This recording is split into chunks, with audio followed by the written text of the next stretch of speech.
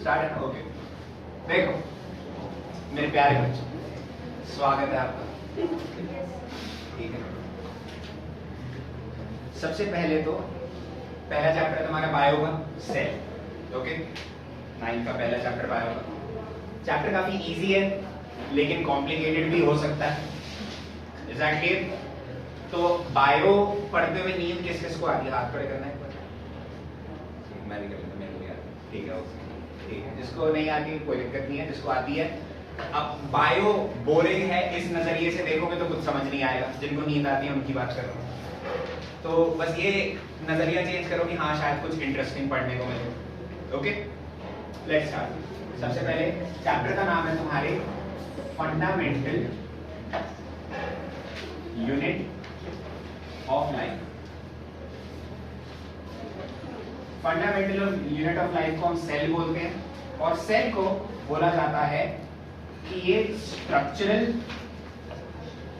Unit and functional unit है हमारे लिए। मतलब क्या है? सबसे पहले समझो सेल क्या होता है, उसके बारे में समझते हैं। पहले तुम्हारी लेट अस सपोज कंस्ट्रक्शन हो रही है, बिल्डिंग बन रही है, घर बन रहा है तुम्हारा। ठीक है, घर की शुरुआत कैसे होती है? एक ब्रिक से। यस और नो? भूमि पूजन वगैरह अगर किसी ने करा होगा, भाई भूमि पूजन नहीं होता, भाई ब्रिक रखते हैं, ठीक है, वहां पर फिर जोत को जलाते हैं, ठीक है, ओके, भूमि पूजन हो गया। ब्रिक से शुरुआत होती है घर बनाने की। तो वो ब्रिक जो है, हम उस ब्रिक को बोल सकते हैं कि वो एक स्ट्रक्चरल यूनिट है हमारे घर की। जो हमारा पूरा स्ट्रक्चर है, पूरा ढांचा है, स्ट्रक्चर है, दैट इज आवर हाउस। उस स्ट्रक्चर की शुरुआत कैसे हुई? एक ब्रिक से। क्या देखो दिक्कत? तो ब्रिक को मैं बोल सकता हूं it is the structural unit of house. लेकिन अब हम अपनी बात कर रहे हैं, हमारे शरीर की बात कर रहे हैं, हमारी बॉडी की बात कर रहे हैं। हमारी बॉडी की अगर हम बात करें, हमारी बॉडी की शुरुआत किससे होती है? तो उसका आंसर है सेल। हमारी बॉडी की शुरुआत अगर मैं बोलूं तो वो एक सिंगल सेल से होती है। बता देता हूं, तुमको पढ़ा भी होगा शायद, तुमने जायगोट नाम पढ़ा होगा शायद तुमने पहले, राइट? रिप्रोडक्शन होती है, जायगोट बनता है। जायगोट एक सिंगल सेल होता है और वो जायगोट धीरे धीरे एम्ब्रियो बनता है, फिर फीटस बनता है, फिर हम बाहर निकलते हैं। तो ऐसे नहीं छोटे, ठीक है? तो हम एक तरह से सेल से शुरू हो रहे हैं बनना। हमारी शुरुआत एक सेल से होती है। किससे होती है काशी? सेल। तो इसलिए सेल को स्ट्रक्चरल यूनिट बोलते हैं और फंक्शनल यूनिट भी बोलते हैं। एक बात बताओ, सांस लेते हो? यस और नो? Yes sir. खाना खाते हो? Yes sir. नहीं खाता? कैसे जी रहा तू फिर? और एक्सक्रीट करते हो? एक्सक्रीट है, सारे करते हैं। अगले क्या बात है इसमें? सर आप भी ऐसे करते कॉलेज बात। ओके, तो हम ये सारे के सारे जो फंक्शंस परफॉर्म कर रहे हैं, ठीक है, we eat, we sleep, sleep छोड़ो, we eat, we respirate, we breathe, etcetera etcetera. ये सारे फंक्शंस जो है हमारी बॉडी में सेल परफॉर्म करता है। सेल से शुरुआत होती है इन फंक्शंस की। सेल ऑक्सीजन इनटेक करता है, ऑक्सीजन अंदर लेता है। सेल कार्बन डाइऑक्साइड बाहर छोड़ता है, जो हम छोड़ते हैं ना, कार्बन डाइऑक्साइड बाहर छोड़ रहे हैं। सेल फूड यानी कि न्यूट्रिशन अंदर लेता है, अब्सॉर्ब करता है। सेल सारा वेस्ट मटेरियल एक तरह से एक्सक्रीट कर देता है, बाहर निकाल देता है। तो सेल का ये सारा का सारा काम होता है। याद रखो दिक्कत, और शुरुआत सेल से होती है। Cell is like the smallest part of our body जो ये सारे काम कर रहा है। तो इस वजह से हम सेल को फंक्शनल यूनिट ऑफ लाइफ भी बोलते हैं। क्या बोलते हैं? Functional unit. यूनिट का मतलब होता है वन, मतलब सबसे छोटा पार्ट बोलूं अगर। Cell is the structural and functional unit of life. यहां तक कोई दिक्कत? आ गया सबको समझ? क्लियर है? सेल जो है वो डिस्कवर कैसे किया, ये भी जान लो। सेल को डिस्कवर किया था एक बंदा था जिसका नाम था रॉबर्ट हुक। बड़ा कंट्रोवर्शियल बंदा था ये आइजैक न्यूटन के टाइम पर एग्जिस्ट करता था। इसके ऊपर कई ब्लेम्स लगाए गए थे, कई आरोप लगाए गए थे कि इसमें पास्कल नाम का एक बंदा है, तो शायद तुमने नाम सुना होगा उसका, ब्लेस पास्कल नाम का बंदा है। Blaise Pascal, yes. हैं? सर वो न्यूटन नापने के लिए यूनिट है पास्कल। ना, पास्कल वो है तुम्हारे जिससे वो प्रोसेस प्रेशर की यूनिट होती है पास्कल। वही तो सर। पास्कल वो बंदा है जो उसने वो मेथड डिस्कवर किया था, अरे मैं नाम भूल गया यार, अरे दूध को उबाल के वापस ठंडा करके Pasteurization। अरे वो लुईस पास्चर था वो तो पास्कल भी एक फेमस साइंटिस्ट था, मैं कंफ्यूज हो गया पास्कल बड़ा। रॉबर्ट हुक जो है उसने, if I'm not wrong, notes में देख के बताओ 1665 राइट? Yes, sir. 1665 के अंदर इसने ना अपना एक छोटा सा माइक्रोस्कोप बनाया, खुद का सेल्फ मेड माइक्रोस्कोप बनाया, ठीक है। और उसको फिर माइक्रोस्कोप बनाकर मोटी मोटी चीजें माइक्रोस्कोप के अंदर ऑब्जर्व कर रहा था। पेन डाल दिया कभी उसने, कभी वो कागज डाल दिया, कभी वो सूखा कच्चा डाल दिया, ये है कैसे डिजाइन क्या बना हुआ है तो फिर उसके दिमाग में कुछ चला, सीरियस उसने क्या करा, एक cork of a bark of a tree observe करी। रॉबर्ट हुक ने अपने सेल्फ मेड माइक्रोस्कोप में cork of a bark of a tree, मतलब के सर सुनो, पेड़ इसका तो मतलब समझाने की जरूरत नहीं। बार्क मतलब एक तरह से होता है तना पेड़ का, ठीक है, जो आउटर सरफेस होती है ना तुम्हारे पेड़ की, ठीक है, तना उसका।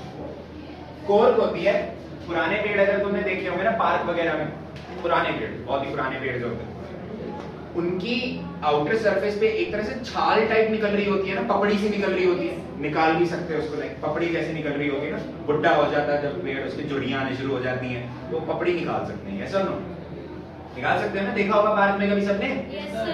ये देखियो एंगल से आ रहा है सब सही और लाइटिंग भी सही है, ठीक है।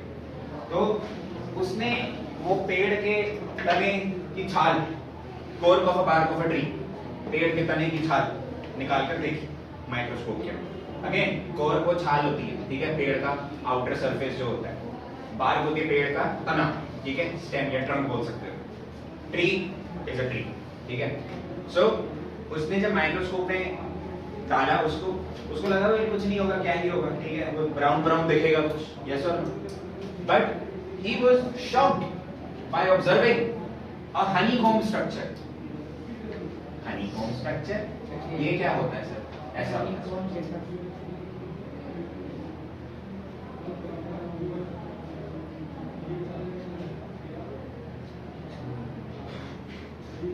हमारे मधुमक्खी के जो छत्ते होते हैं वो कुछ ऐसा स्ट्रक्चर बनाते हैं, हेक्सागन टाइप स्ट्रक्चर होता है, इसको बोलते हैं हनीकॉम्ब स्ट्रक्चर। हनीकॉम्ब क्या होता है? हनीकॉम्ब होती है वो जगह जहाँ पे तुम्हारी मधुमक्खियां अब रहती हैं एक तरह से, ठीक है, मधुमक्खियां जो स्ट्रक्चर बनाती है ना अपने लिए रहने के लिए, वो हनीकॉम्ब होती है।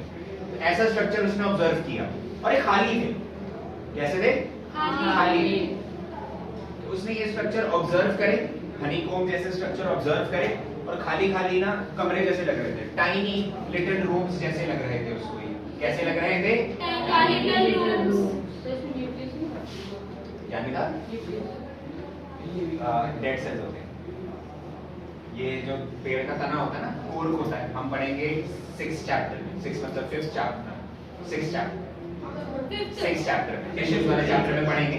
ये कोर्क जो होता है स्क्लेरेंकाइमा टिश्यूज से बना होता है, मतलब ये डेड सेल से बना होता है, तो डेड सेल्स में न्यूक्लियस का काम नहीं होता। अच्छा इधर देखो, तो टाइनी लिटिल रूम्स जैसे स्ट्रक्चर लग रहे थे, तो इसने इन छोटे छोटे कमरों जैसे स्ट्रक्चर्स को नाम दे दिया सेल, क्योंकि टाइनी लिटिल रूम्स को लैटिन में सेल बुलाया जाता है। क्या बुलाया जाता है? सेल। यहाँ तक कोई दिक्कत किसी को? No, sir. पक्का? तो रॉबर्ट हुक ने ऐसे सेल डिस्कवर किया था। फिर उसने और भी अलग अलग चीजों को ऑब्जर्व करा, वो अनियन पील भी एक तरह से ऑब्जर्व करी उसने, ठीक है। फिर उसको पता लगा सेल भी अलग अलग तरह के होते हैं, लिविंग भी होते हैं, डेड भी होते हैं, एग्जैक्टली।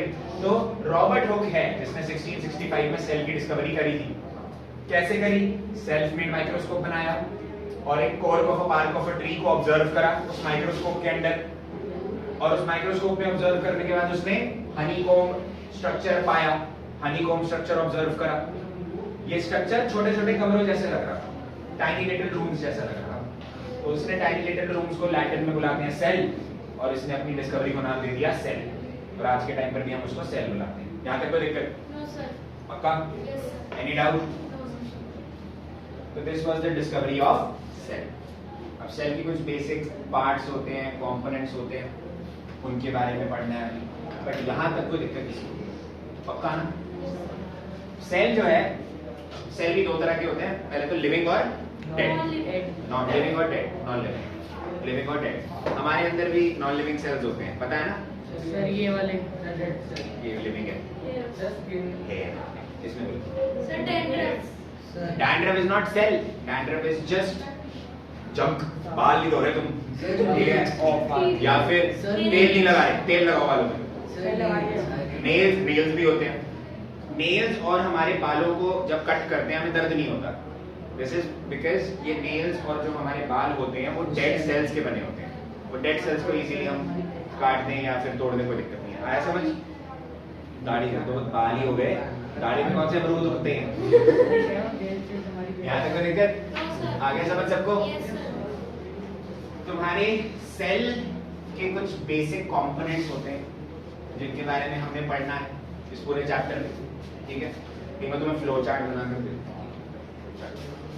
सेल के अंदर पहले बेसिक पार्ट जो बेसिक मेन कंपोनेंट है, सबसे पहला आता है cell Cell membrane. membrane. Cell membrane को हम प्लाज्मा मेम्ब्रेन ही बोल देते हैं, ठीक है? Yes, sir. दूसरा पार्ट आता है cytoplasm.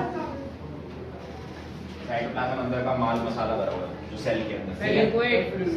Cell wall, cell wall. Nucleus, Nucleus. Nucleus is like the brain of the cell, nucleus को ब्रेन ऑफ द सेल भी बोला जाता है। फिर एक पार्ट आता है तुम्हारा cell wall. Cell wall only in plants, दो प्लांट्स के अंदर पाई जाती है सिर्फ ये cellulose. सेल्यूलोज से बनी होती है। और एक होता है तुम्हारे पास सेल ऑर्गेनेलीज। सर राइबोसोम भी सुनो, सेल और ये कुछ स्पेसिफिक सेल्स के अंदर होते हैं, सभी सेल्स के अंदर नहीं होते। मतलब सेल ऑर्गेनेलीज अच्छे से, मतलब प्रॉपर सेल ऑर्गेनेलीज जो है तुम्हारी, वो सभी सेल्स के अंदर नहीं पाई जाती, कुछ सेल्स के अंदर पाई जाती है। क्या हुआ? सर बोलिए लाइट ना। थोड़ी कम आ रही है। हाँ। लाइट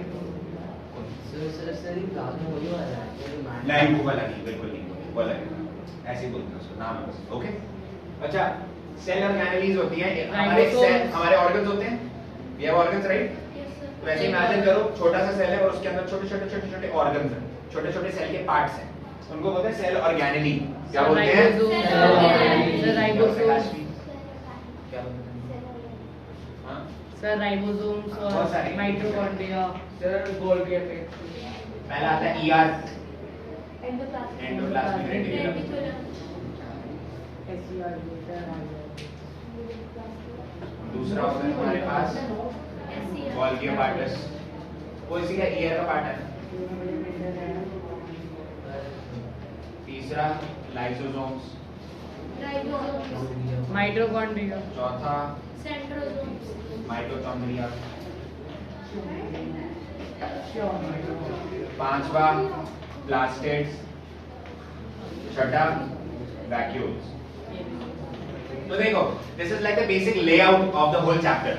सबसे पहले पढ़ेंगे सेल मेम्ब्रेन के बारे में, कहानी पढ़ेंगे बहुत सारी, फिर कहानी पढ़ेंगे साइटोप्लाज्म की, और साइटोप्लाज्म की लंबी कहानी नहीं है, छोटी सी कहानी।